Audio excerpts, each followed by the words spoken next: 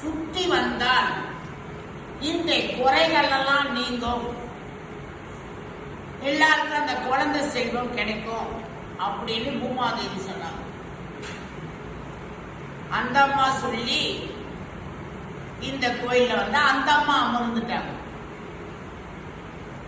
இத பார்த்த நாகத்தம்மா அம்மா நினையக்கூடாதுன்னு அந்த அம்மா கூட நாகத்தம்மாவும் அந்த பூமாதேவி மேல உட்கார்ந்துட்டாங்க.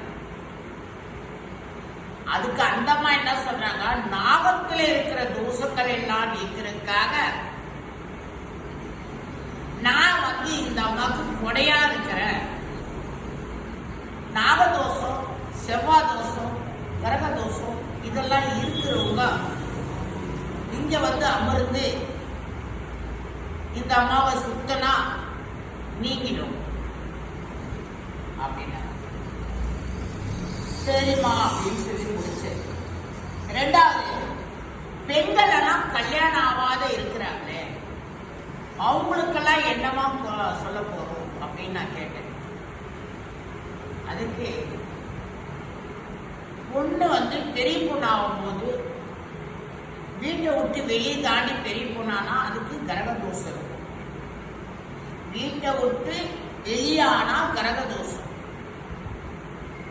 அதே மாதிரி வெள்ளிக்கிழமானா பெரிய பொண்ணா இருக்கிறப்போ கிரக தோஷம் இருக்கும். இதுக்கு எல்லாத்துக்கும் என்னமா காரணம் அப்படின்னா, எதனா ஒரு அம்மன் கோயில்ல எலுமிச்சை விளக்கு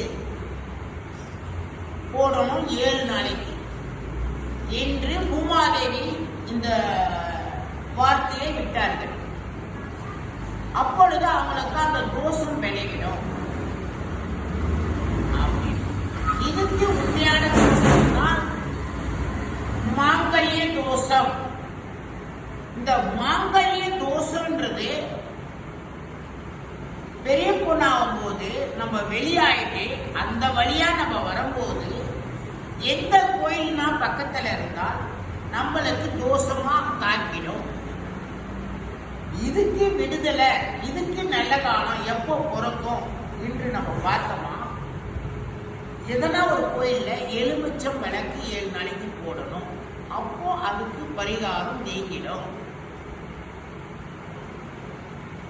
அதே மாதிரி குழந்தை இல்லாதவங்கள எதனால இந்த குழந்தை இல்லை அப்படின்னு கேட்கிறாங்கன்னா, இந்த தோஷம் இருக்கும் போதே திருமணம் ஆயிருக்கிறவங்களுக்கு இந்த மாதிரி தடை வரும். இதுக்கு எலுமிச்சம்பழ விளக்கு தான் போடணும். இதை பக்தியா போடணும். நானும் போட்டுறேன் அப்படின்னு போடக்கூடாது. பயபக்தி வேணும். உண்மையான அந்த தோஷம் விலகின தாயே, நான் தெரியாத வெளியே பிரிப்பு ஆயிட்டேன், அதனால இந்த தோஷம் விலகணும் அப்படின்னு எந்த கோயிலனா போயிட்டு நீங்க விளக்கு போட்டீங்கன்னா அந்த தோஷம் விளைவிடும்.